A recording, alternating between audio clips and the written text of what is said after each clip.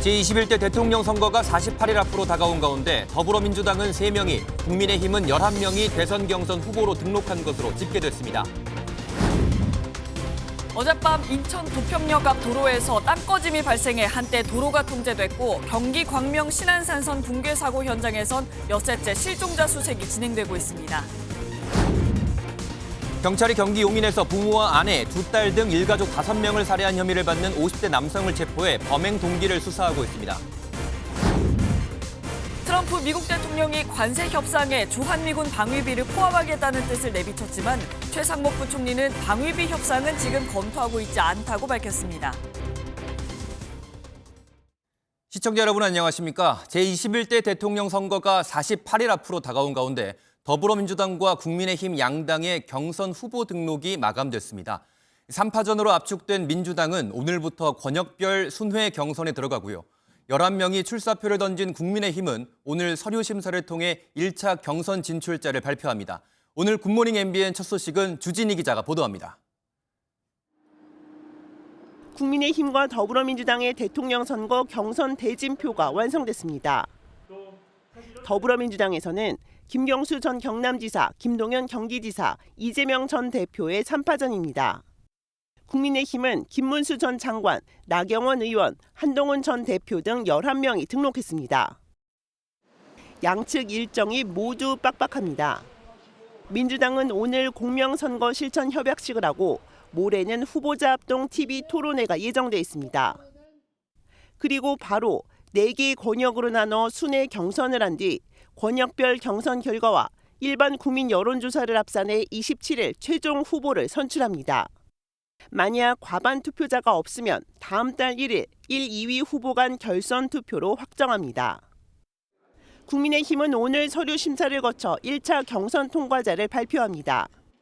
TV 토론회 등을 거쳐 100% 일반 국민 여론조사로 2차 경선 진출자 4명을 결정합니다. 2차 결선 진출자들은 수차례 토론회를 거친 뒤 당원 투표와 일반 국민 투표로 5월 3일 최종 후보를 확정합니다. 민주당은 경선 후보자들이 각자 기탁금 4억 원을 내는 방안으로 정했고 국민의힘은 경선을 거칠 때마다 1억 원씩 내는 방안이 검토되는 것으로 전해집니다. MBN 뉴스 주효진입니다. 이번엔 국민의힘 상황입니다. 국민의힘 유력 주자인 김문수, 홍준표 후보가 반 이재명 세력이라면 민주당과의 연대도 가능하다고 강조했습니다. 이번 대선을 보수의 중심을 두되 반 이재명을 키워드로 잡아 치르자는 주장입니다. 보도에 김도형 기자입니다. 6.3 대선에서 반 이재명을 중심으로 주자들이 후보 연대나 단일화하자는 빅텐트 구상이 국민의힘에서 꾸준히 흘러나오고 있습니다. 이재명 전 대표를 막으려면 정당과 진영을 넘는 결집이 필요하다는 취지입니다. 국민의힘 지도부도 빅텐트론에 시동을 걸었습니다. 이재명 세력을 극복해야 합니다. 우리 안에 많은 차이에도 불구하고 이것만큼은 공통의 사명입니다. 국민의힘 대선 예비 후보들도 큰 틀에서 공감하는 분위기입니다. 과거에도 보면은 노무현, 정몽준 또는 DJP 또 여러 가지 그런 연대 같은 것들이 필요할 수 있어요. 우리 당내 경선이 끝나고. 홍준표 전 시장은 개혁신당뿐 아니라 민주당의 반이재명 세력도 같이 해야 한다며 한 발 더 나아가 연정까지 언급했습니다. 노무현 대통령 시절에 야당하고 힘들게 대립하다 보니까 힘이 들어서 대연정하자고 제의한 일이 있었습니다. 나는 그때 연정을 하는 게 옳았다고 봅니다. 다만 반명 빅텐트를 누가 주도할 것인지 논의 시점과 범위를 두곤 신경전이 이어지고 있습니다. 이 때문에 대선이 50일도 남지 않은 상황에서 반명 빅텐트를 성사시키기까지 넘어야 할 고비가 많다는 분석이 나오고 있습니다. MBN 뉴스 김도형입니다. 반 이재명 빅텐트에 진보 진영의 인사들이 합류할 가능성도 나오고 있습니다. 경선 방식에 반발해 불참을 선언한 김두관 전 더불어민주당 의원을 비롯해 민주당을 탈당한 이낙연 전 총리 등이 거론되는데요. 특히 김두관 전 의원 측은 MBN에 빅텐트 합류도 가능한 선택지라고 말했습니다. 강영호 기자가 보도합니다. 한덕수 차출론과 맞물린 대선 빅텐트론에 진보 진영 인사들의 이름도 거론되고 있습니다. 우선 권리당원 중심의 어대명 경선룰을 받아들일 수 없다며 불참을 선언한 김두관 전 의원입니다. 김 전 의원 측은 민주당 경선 불참을 결정한 것이고 대선 불출마를 선언한 게 아니라며 여지를 남겼습니다. 김 전 의원 측 관계자는 MBN과의 통화에서 A부터 Z까지 모든 선택지를 다 열어놓고 논의하는 중이라며 빅텐트 합류도 가능한 카드라고 설명했습니다. 지난 총선 과정에서 이재명 일극 체제에 반발해 탈당한 이낙연 전 국무총리의 합류 가능성도 제기됩니다. 앞서 이 전 총리 측은 개헌연대를 구성하자고 제안한 바 있는데 개헌 논의에 소극적인 이재명 전 대표를 호원 세력으로 규정하는 전략입니다. 저는 반 이재명에 동의하는 정치 세력이 뭉쳐서 개헌연정과 연대를 구축을 제안을 하고자 합니다. 이처럼 진보 진영까지 반 이재명을 내걸고 연대하려는 움직임이 일자 민주당의 견제구도 이어지고 있습니다. 항상 선거 때 보면은 빅텐트론, 제3지대 텐트론 이런 게 나오지만은 별로 실체가 없고. 이낙연 전 총리 측이 개헌과 연정을 내걸고 대규모 집회를 준비 중인 가운데 양당 경선에 불참한 유력 주자들의 참여에 따라 빅텐트론에 더 힘이 실릴 수 있다는 전망입니다. MBN 뉴스 강용호입니다. 빅텐트의 한 축으로 거론되는 인물이죠. 한덕수 대통령 권한대행은 국민의힘 대선 경선에 최종적으로 출마하지 않습니다. 경선 흥행을 걱정해서일까요? 지도부는 한 대행의 경선 출마 언급은 도움이 되지 않는다 선을 그으면서 뒤늦게 내부 단속에 나섰습니다. 김지영 기자가 보도합니다. 국민의힘 지도부가 당내 추대론으로 단번에 당 대권 주자로 떠오른 한덕수 대통령 권한대행의 경선 불참을 공식화했습니다. 한덕수 권한대행은 국민의힘 경선에 출마하지 않습니다. 그러므로 추가적인 출마설 언급은 국민의힘 경선 흥행은 물론 권한대행으로서의 중요 업무 수행에도 도움이 되지 않으리라고 생각됩니다. 김문수 전 고용노동부 장관과 홍준표 전 대구시장, 한동훈 전 국민의힘 대표 등 경선에 참여한 대선 예비 후보들이 거세게 반발하자 뒤늦게 내부 단속에 나선 겁니다. 당내에서도 경선이 진행 중인 시점에 한 대행 추대론을 띄우는 건 부적절하다는 비판이 제기됐고 일각에서는 후보 등록 마감 후에도 추대론이 나온다면 해당 행위로 조치해야 한다는 강경한 목소리도 나왔습니다. 자칫 경선 무용론이 불거지며 흥행에 영향을 미칠까 지도부가 추대론 자제를 당부한 건데 출마 기대감이 완전히 사라진 건 아닙니다. 지도부 한 인사는 우리 당의 경선은 국민 관심 속에서 치러져야 한다면서도 바깥에 있는 분들도 함께해 컨벤션 효과가 극대화되도록 해야 한다고 말했습니다. 한덕수 권한대행의 무소속 출마와 단일화 카드가 국민의힘 대선 후보 결정의 마지막 변수가 될 것으로 보입니다. MBN 뉴스 김지영입니다. 한덕수 대통령 권한대행은 그동안 사석에서 정권 교체에 대한 우려를 꾸준히 표명했다 합니다. 특히 이재명 전 더불어민주당 대표의 대선 승리는 국가를 위해 막아야 한다는 신념을 갖고 있다는 전언인데요. 필요하면 대선에 나설 수도 있다는 걸로 해석이 되는데 한 언론의 불출마 보도에 대해서도 한 대행 측은 사실이 아니라고 밝혔습니다. 김세희 기자가 단독 취재했습니다. 한덕수 대통령 권한대행은 윤상현 국민의힘 의원 등 친윤계의 출마 권유에 명확히 선을 그었습니다. 자신은 대통령 출마를 생각해 본 적이 단 한 번도 없다고 밝힌 겁니다. 한 대행의 고민은 따로 있었습니다. MBN 취재 내용을 종합하면 한 대행은 주변에 여러 차례 조기 대선에서 이재명 전 더불어민주당 대표가 승리하는 상황에 대한 우려를 표명한 것으로 전해졌습니다. 특히 경제 관료로 50년 이상 재직한 만큼 이 전 대표가 주도했던 1인당 25만 원을 지급하는 민생지원금 등의 정책에 대해 포퓰리즘이라며 비판적인 의견을 내비쳤습니다. 정치권이건 정부건 정말 이 포퓰리즘은 우리 자유민주주의에 대한 큰 암적 존재로서 작동할 수 있다. 또 미국과의 통상 협상이 시작된 상황에서 한미일 연대에 균열이 오는 상황에 대한 우려도 큰 것으로 전해집니다. 일본 총리입니까? 겁니다. 그런 그 질문이 어디 있습니까? 그거는 질문하는 예의가 아닌 것 같습니다. 예의가 아니죠. 한대행과 가까운 인사는 현재 출마 의사가 없지만 국민의힘 대선 후보가 여론조사에서 이재명 전 대표에게 크게 뒤지는 상황이 계속되면 출마를 결심할 가능성을 배제할 수 없다고 전했습니다. 대선 불출마로 가닥을 잡았다는 보도에 대해선 국민의힘 지도부와 한대행 측 모두 사실이 아니라고 부인해 막판 출마 가능성은 열려 있다는 분석입니다. MBN 뉴스 김세희입니다. 이재명 전 더불어민주당 대표는 어제 사전 녹화한 유튜브로 자신의 생각을 밝혔습니다. 정치는 실용적일 수밖에 없다며 실용주의를 또 강조했죠. 이 전 대표는 오늘 대선을 위한 싱크탱크도 공식 출범시키는데 지난 2월 교섭단체 대표연설에서 내놨던 이른바 A, B, C, D, E, F 정책 청사진을 확대할 것으로 취재됐습니다. 표선우 기자가 보도합니다.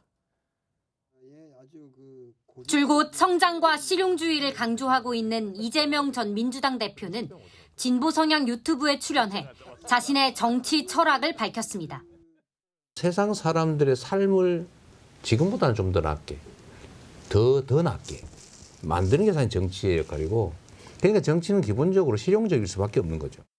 구체적인 공약 발표는 없었지만 경제 분야에서는 부진한 내수를, 외교에서도 실용주의를 우선 과제로 꼽았습니다. 이 전 대표 캠프는 오늘 정책 싱크탱크도 출범시킵니다.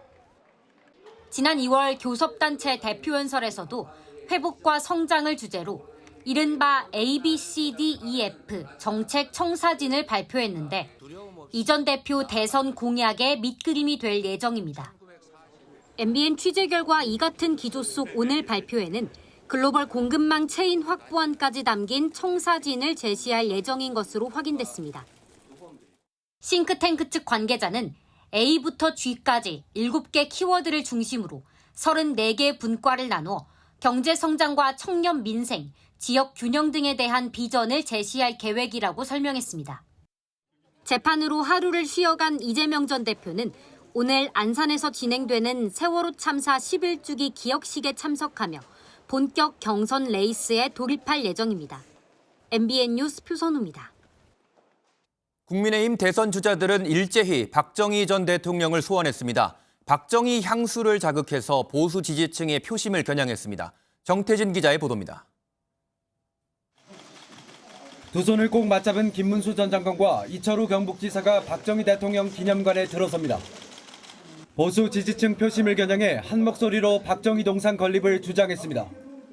박정희 대통령과 이승만 대통령의 동상은 광화문 광장에 세워야 된다는 게 제 생각입니다. 제가 대통령 되면 바로 세우겠습니다. 바로. 서울시장 목을 비틀더라도 세워야 되지. 말이 되느냐 이게. 서로를 향해 웃음 섞인 견제구를 날리기도 했습니다. 김문수 형님은 사과하고 저는 대부 안 했으니까. 지사님께서 아직 현직이 계시잖아요. 현직이 계시기 때문에 제약이 많이 있습니다. 박정희처럼 새 역사를 써나가겠다고 밝힌 홍준표 전 시장은 국구만 빼고 다 바꿔야 한다며 대개혁을 예고했습니다. 헌법재판소를 폐지하고 대통령은 청와대로 복귀해야 됩니다. 저는 윤 대통령께서 청와대를 나와서 용산에 갈 때 참 저것은 잘못하는 일이다. 한동훈 전 대표는 국회에서 AI 3대 강국, 국민소득 4만 달러, 중산층 70% 확대를 약속하며 박 전 대통령을 소환했습니다.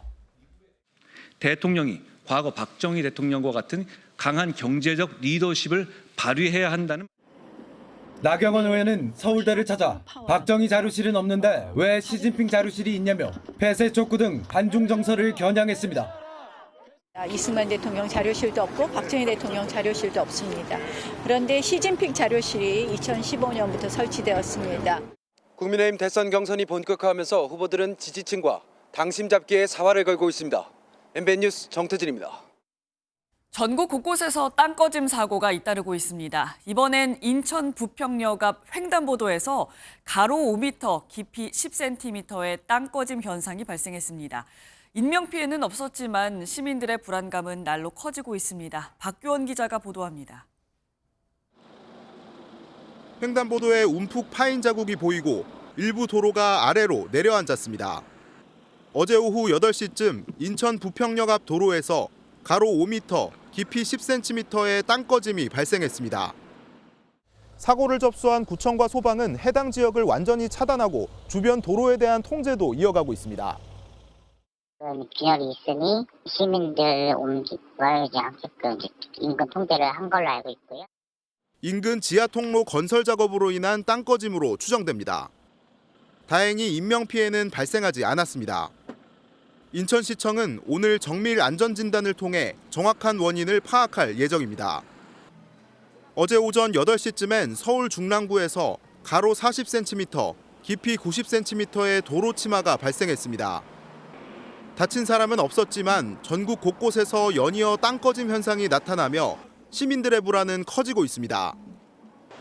오늘로 엿새째를 맞이한 경기 광명 신안산선 붕괴 사고 현장에선 밤샘 수색이 이어졌지만 아직 실종자 1명을 찾지 못했습니다. MBN 뉴스 박규원입니다.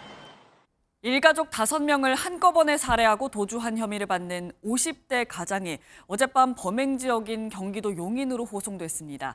사업 실패를 비관해 범행을 저지른 것으로 경찰은 보고 있습니다. 황재현 기자가 보도합니다. 검은색 승합차가 경기 용인 서부경찰서에 도착했습니다. 어제 오전 일가족 5명을 살해한 혐의로 광주광역시에서 긴급 체포된 50대 남성 A씨가 범행 지역인 용인으로 호송됐습니다. 피해자는 A씨 80대 부모와 50대 아내 그리고 2딸로 A씨는 자택에서 이들에게 수면제를 먹인 뒤 목을 졸라 살해한 혐의를 받고 있습니다. 범행 뒤 사업을 하던 광주로 도피한 A씨는 스스로 목숨을 끊으려다 경찰에 발견돼 병원에서 치료를 받았습니다. 되게 조용하신 분이세요. 어머니도 되게 조용하시고 나이스하시고 너무 놀랬지. 범행 현장에선 A씨가 작성한 메모가 발견됐고 경찰은 A씨가 사업 실패 등을 비관해 범행을 저지른 것으로 보고 있습니다. 경찰은 A씨를 상대로 정확한 범행 동기와 피해자들이 숨진 시점을 수사하고 있습니다. MBN 뉴스 황지연입니다. 오늘 하루 중요한 일정을 소개해드리는 굿모닝 오늘입니다. 오늘의 일정 살펴보겠습니다. 국회 법제사법위원회는 오늘 최상목 부총리 겸 기획재정부 장관 탄핵소추 사건 조사를 위한 청문회를 개최합니다. 민주당과 국민의힘은 12.3 비상계엄 사태와 마은혁 헌법재판관 후보자 임명 거부, 미국 국채 매입 논란 등을 놓고 공방을 벌일 전망입니다. 국회는 대정부 질문 마지막 날인 오늘 교육, 사회, 문화 분야 질의를 진행합니다. 민주당은 12.3 비상계엄 사태와 한덕수 대통령 권한대행의 헌법재판관 후보자 지명 논란을, 국민의힘은 민주당의 줄탄핵과 예산 입법 강행 처리를 부각할 것으로 보입니다. 오늘은 세월호 참사 11주기입니다. 전국 곳곳에서 추모 행사가 열립니다. 경기 안산 화랑유원지와 서울 중구 세월호 기억공간에서 기억식이 열리고 참사 해역에선 선상 추모식이 진행될 예정입니다. 지금까지 굿모닝 오늘이었습니다. 지난해 12.3 비상계엄 사태 직후 방첩사 비상계엄 문건이라는 제목의 이메일이 대량으로 배포돼 경찰이 수사에 나섰었죠. 수사 결과 북한 해킹 조직의 소행으로 밝혀졌는데요.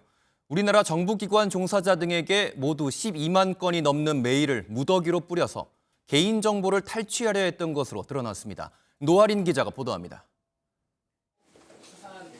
12.3 비상계엄 선포 일주일 뒤 불특정 다수에게 발송된 방첩사 작성 계엄 문건 공개라는 제목의 이메일입니다. 해당 메일에는 모 국회의원이 계엄 문건을 공개했다는 설명과 함께 계엄사 합수본부 운영 참고자료라는 첨부 파일이 있었습니다. 하지만 첨부 파일을 내려받으면 개인정보를 가로채기 위한 악성 프로그램이 실행됐습니다. 피싱 메일이었습니다.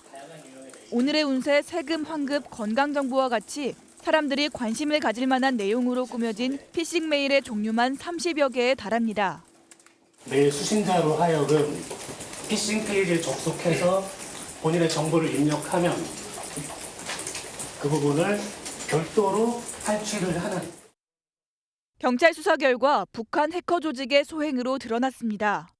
과거 북한이 사이버 공격을 할 때 사용했던 서버를 통해 해당 메일이 발송됐고 IP 주소 역시 북한과 중국의 접경 지역으로 파악됐습니다. 인터넷 검색 기록에서는 페이지라는 용어를 페지라고 하거나 시동을 기동이라고 하는 등 북한식 언어 표기도 다수 발견됐습니다. 주요 포털 사이트 주소에 단어 하나를 추가하거나 교묘히 바꾼 형태라 실제 사이트로 속기 쉬웠습니다. 이렇게 2달 동안 17,000여 명에게 12만 건이 넘는 이메일을 보냈는데 수신자 중에는 국방 외교 분야 정부기관 종사자도 있었습니다. 실제로 120명이 개인정보를 입력했지만 금전적인 피해로 이어지지는 않은 것으로 파악됐습니다. 경찰은 발송자가 불분명한 메일은 열람하지 말라고 당부했습니다. MBN 뉴스 노하린입니다. 미국이 무역 협상에서 우방국을 압박하는 가운데 우리 정부는 다음 주 미국과 관세 협상에 들어갈 예정입니다.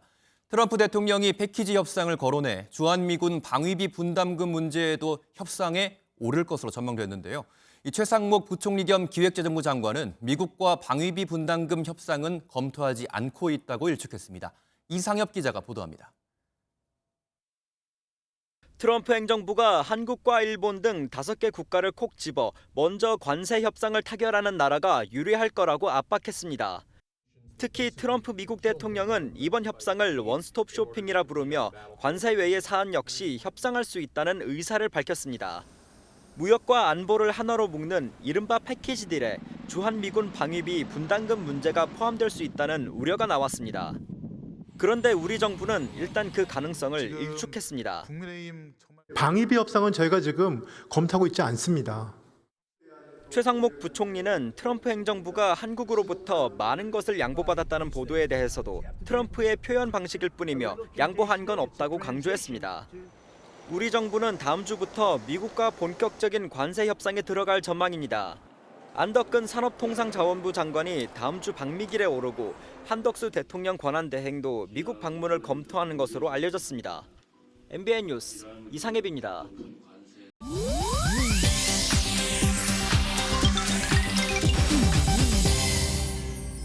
인터넷에 화제가 되고 있는 소식을 모아 전해드리는 인터넷 와글와글입니다. 시에서 관리하는 꽃밭에서 꽃을 꺾고 꽃다발을 만들어간 여성이 누리꾼들의 공분을 샀습니다. SNS에 포착된 이 여성, 고가의 외제차를 주차하곤 꽃밭에 들어가 꽃을 꺾더니 정성스럽게 다듬고 뜯어서 꽃다발을 만드는데요. 영상을 공개한 누리꾼은 계속해서 꽃을 꺾던 여성이 1개도 아니고 무려 2개의 꽃다발을 만들어 차에 탔다고 전했습니다. 누리꾼들은 개념이 없어도 너무 없다며 너무 자연스러워 자기 집 앞마당인 줄 알았다. 시청에 신고해라. 들꽃으로 오해했다고 해도 2다발은 욕심도 많다 등 쓴소리를 쏟아냈습니다. 대낮 서울 한 주택가에서 마약에 취한 남성이 행패를 부리는 영상이 공개돼 충격을 주고 있습니다. 한 남성이 도로를 걸어 다니다 트럭이 다가오자 운전자를 위협합니다. 창문에 손을 넣어 기사의 멱살을 잡고 운전석 문까지 열어젖히는데요. 급기야 주먹으로 트럭 문을 연신 때리는데 맨손으로 아픔도 모르는지 트럭 문은 온통 찌그러졌습니다.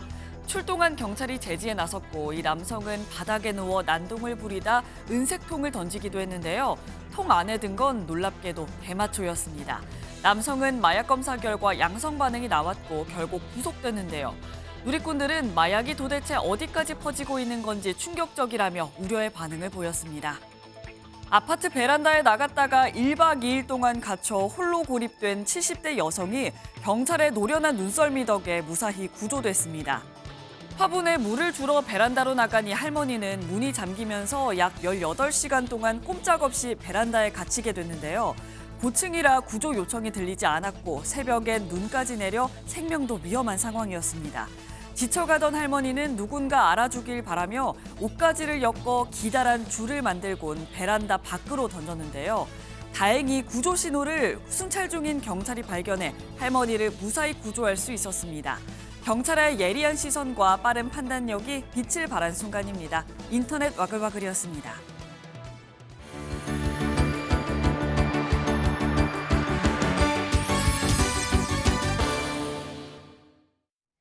굿모닝 월드입니다. 흔히 모든 일에는 적절한 때가 있다고 하던데요. 그 때를 놓치지 않고 용기를 낸 이분, 기지가 정말 돋보이는 분이네요. 야심한 시각, 미국 유타주의 도로에 승용차 한 대가 멈춰 있습니다. 차 주위를 맴돌던 남성이 운전자를 데리고 나오는데요. 몇 발짝 떨어진 그 순간 기차가 빠르게 지나가며 승용차를 들이받습니다. 알고 보니 차가 서 있던 곳은 바로 철로 위. 당시 운전자는 차 안에서 응급구조를 기다리던 몸 상태였다고요. 다행히 주변을 지나던 남성의 도움으로 차에서 빠져나온 건데요. 자신의 목숨도 위험할 수 있던 상황에서 용감하게 소중한 한 생명을 구해냈네요. 다른 생명을 지키려는 이런 모습, 동물들에게서도 볼 수 있었는데요. 코끼리의 놀라운 단합력 직접 확인해 보시죠. 평화로운 낮, 동물원을 비추던 카메라가 갑자기 흔들리고 흩어져 있던 코끼리들이 진동을 느끼고 재빨리 움직입니다. 동물원이 있는 미국 캘리포니아주 샌디에이고 인근에서 규모 5.2의 지진이 발생한 건데요.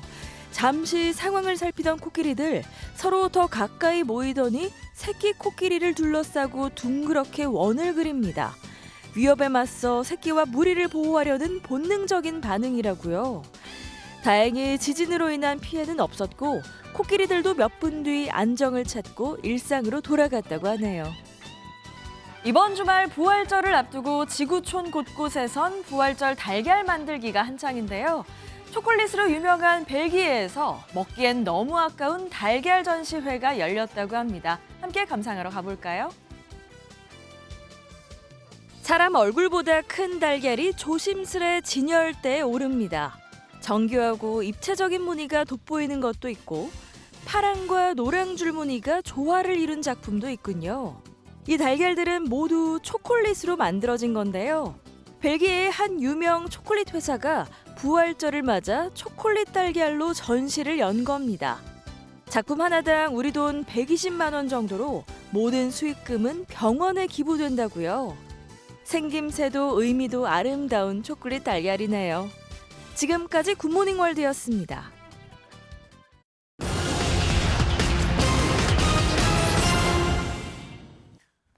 오늘의 굿모닝 경제입니다. 국제신용평가사 스탠다드&푸어스가 우리나라의 국가신용등급을 현재 수준인 AA로 유지했습니다. 비상계엄 이후 우리나라의 정치적 상황이 국가신용등급에 큰 영향을 끼치지 않은 것으로 분석했습니다. 지난해 전국 상위 1% 부자들이 보유한 총 자산은 평균 60억 6천만 원으로 조사됐습니다. NH투자증권 보고서에 따르면 이들의 총 자산 가운데 약 80%는 부동산에 몰려있는 것으로 파악됐는데 이번 조사에서 대기업 총수 등 최상위권의 자산 수치는 빠졌습니다. 올해 1분기 전국 오피스텔 매매와 전세가가 동시에 하락한 반면 월세 가격은 큰 폭으로 상승했습니다. 오피스텔 매매가는 전분기보다 0.39%, 전세 가격은 0.22% 각각 내렸고 월세는 0.49% 오르면서 3년 6개월 만에 가장 큰 폭으로 올랐습니다. 정부가 당초 10조 원이라고 발표했던 필수 추경 규모를 2조 원 더 늘려 12조 원대로 편성하기로 했습니다. 이 중 3조 원은 산불 예산으로 활용되는데 헬기와 진화차 등 노후 장비를 교체하는 데 쓰입니다. 또 소상공인을 통해 구매하면 카드 소비 금액 증가분의 일부를 온누리 상품권으로 돌려줍니다. 홍지호 기자입니다.